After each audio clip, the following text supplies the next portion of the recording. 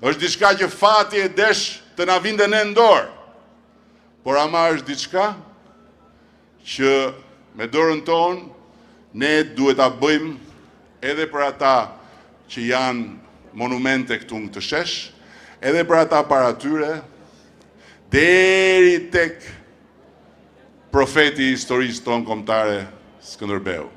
Sepse ishte ai Gjergj Kastrioti që kur vuri barikadën këtu në Shqipëri, përcaktoi fatin tonë, bëri profecinë e madhe se ku është vendi dhe ku duhet ndërtuar shtëpia e shqiptarëve, jo në lindje, në perëndim, jo në Azi, në Europë. Dhe pas këtaj, historia jonë ishte shumë e ngatruar, shumë e dhimbshme, shumë e mundimshme. Rilindasit tanë dhanë edhe jetën për të mbrojtur gërmat e gjuhës shqipe. U bën bashkë për të na dhënë një alfabet dhe zgjodhën të na japin një alfabet latin, sepse vendi ynë është në Europë. Se ne jemi pjesë e kulturës europiane, se ne jemi një nga popujt më të vjetër të këtij kontinenti që jeton në zemër të Europës. Por ne jemi sot ende të huaj në Europë. Na e lanë me shkrim, dielli për ne lind andej nga perëndon. Dhe pastaj historia vazhdoi, shumë e vështirë, shumë e ngatruar. Shqiptarët u penguan dhe u ripenguan. Më shumë nga të mbrapshtit brenda vetes se sa nga armiqtë e tyre. Se çi kanë bërë shqiptarët e mbrapsht, këtij populli, këtij kombi, këtij vendi nuk ja bëjnë dot as armiqt më të egër. Dhe pastaj një popull i tërë doli në rrugë. Nuk kishte organizim si sot që ju jeni ftuar dhe ne këtu flasim. Doli në rrugë spontanisht, nuk i tha askush se çfarë thot. Ama çuditërisht ishte i vetmi popull që doli për të rrëzuar diktaturën, që në shprehjen e parë vuri Europën, e duam Shqipërinë si gjithë Europa. Nuk e kanë bërë të tjerët. Ky është një amanet dhe sot na ka rënë ne që këtë amanet, në qoftë se e kuptojmë si duhet për masën e 11 majit, në qoftë se kuptojmë si duhet se çfarë do të thotë Shqipëria antare e Bashkimit Evropian, në qoftë se kuptojmë si duhet se çfarë është kjo pasaport, duhet që t'i kapërcejmë kufit e fushës së ndarë të luftës politike, duhet t'i kapërcejmë ngjyrat e fanellave partijake dhe duhet të votojmë të gjithë bashku për ata që na pararendën dhe për të gjithë fëmijët që nuk e kanë të drejtën e votës akoma, por që janë të parët përfitues të drejt për drejt të një vote që do të shkojë për shpresën e madhe të një Shqipërie të re në BE dhe jo për një politikan të pashpresë në kënet.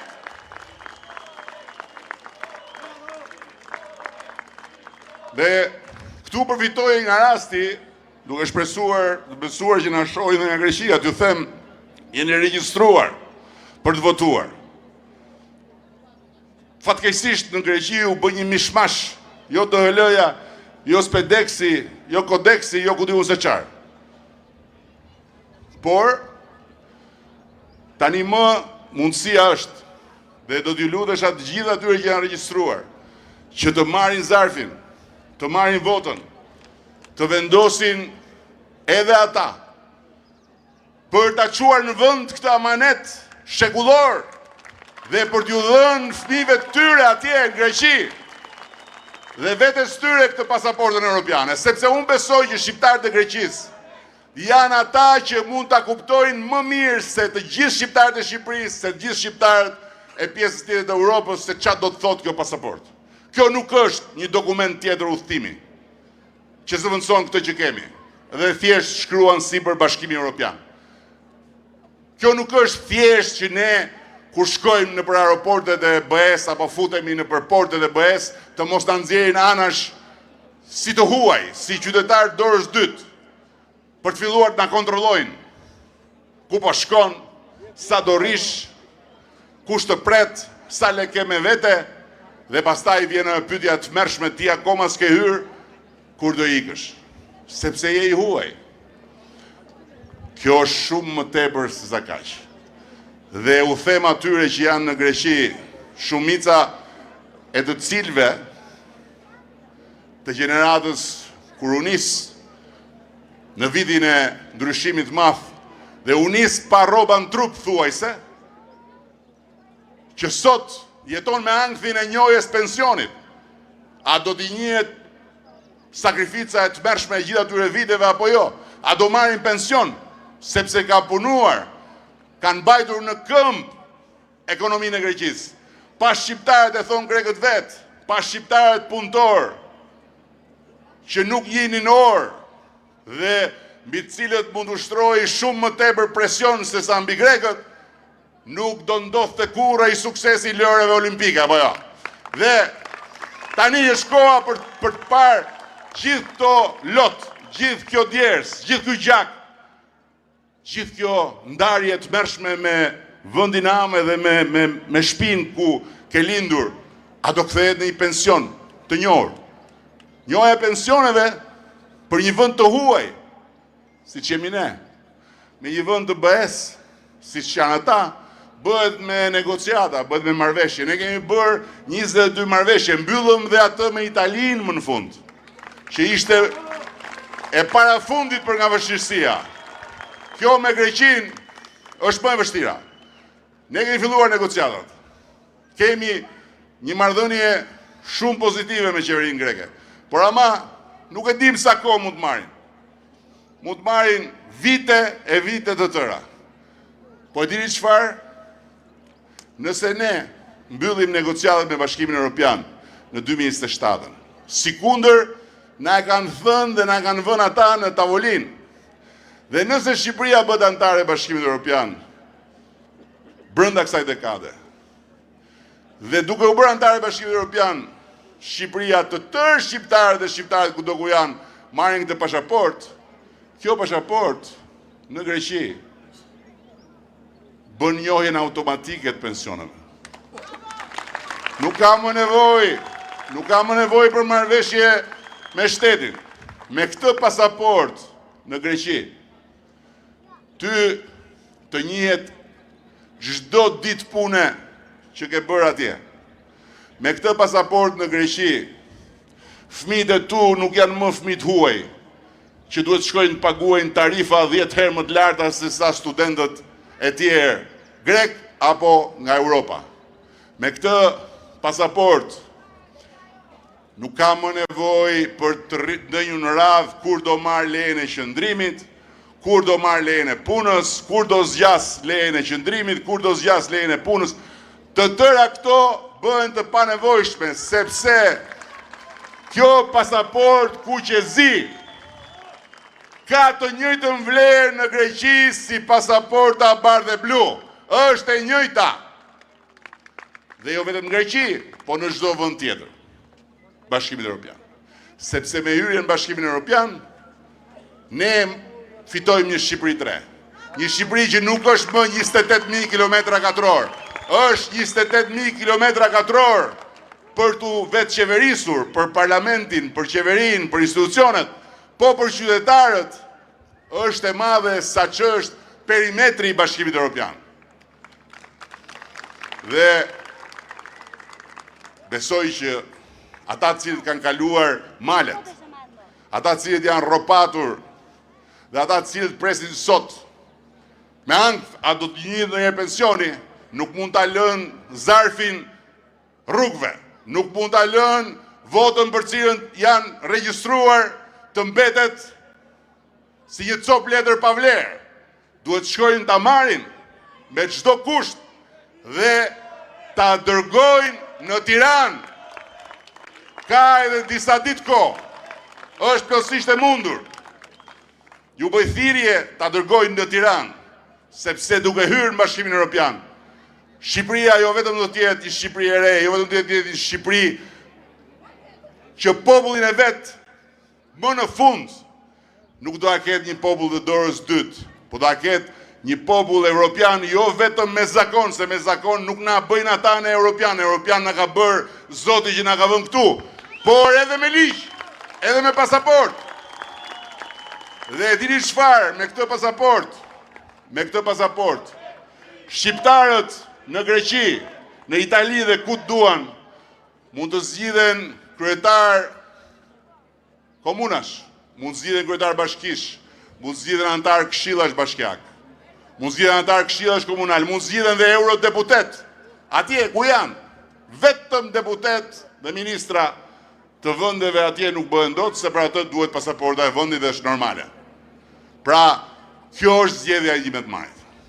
Kjo është zgjedhja ime të majt dhe keni parasysh dhe një gjë se s'dua t'ju lodh më shumë dhe faleminderit që po duroni akoma në diell për të ndëgjuar mua që me siguri më dëgjoni pa pushim.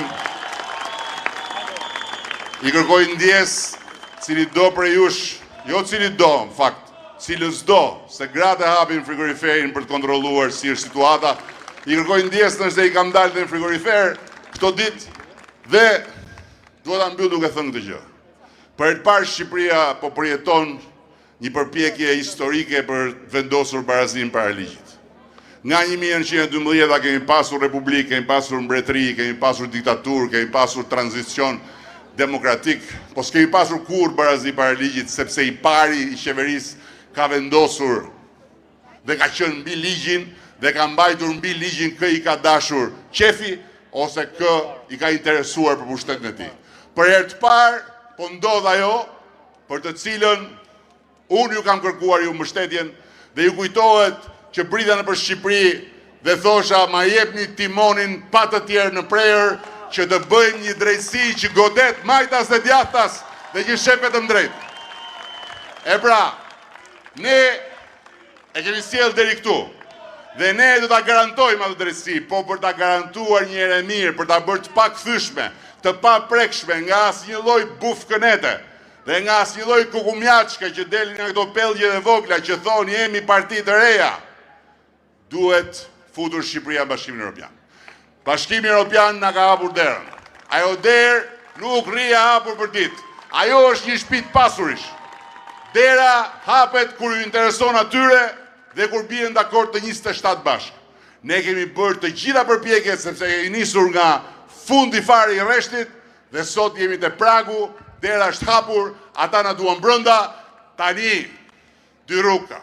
O do bëjmë bashk, do përballim negociatat me ta, do mbështesim Shqipërinë për të përmbyllur negociatat dhe do hyjmë BE, ose pastaj do ta lëm këtë shans historik siç kemi lënë të tjera në historinë tonë na iki, sepse këtu në Shqipëri do hedhin votat lart e poshtë, sa këtej e sa andej, sa në Kënet, e sa në për ato dyqane dhe qilima e fluturus.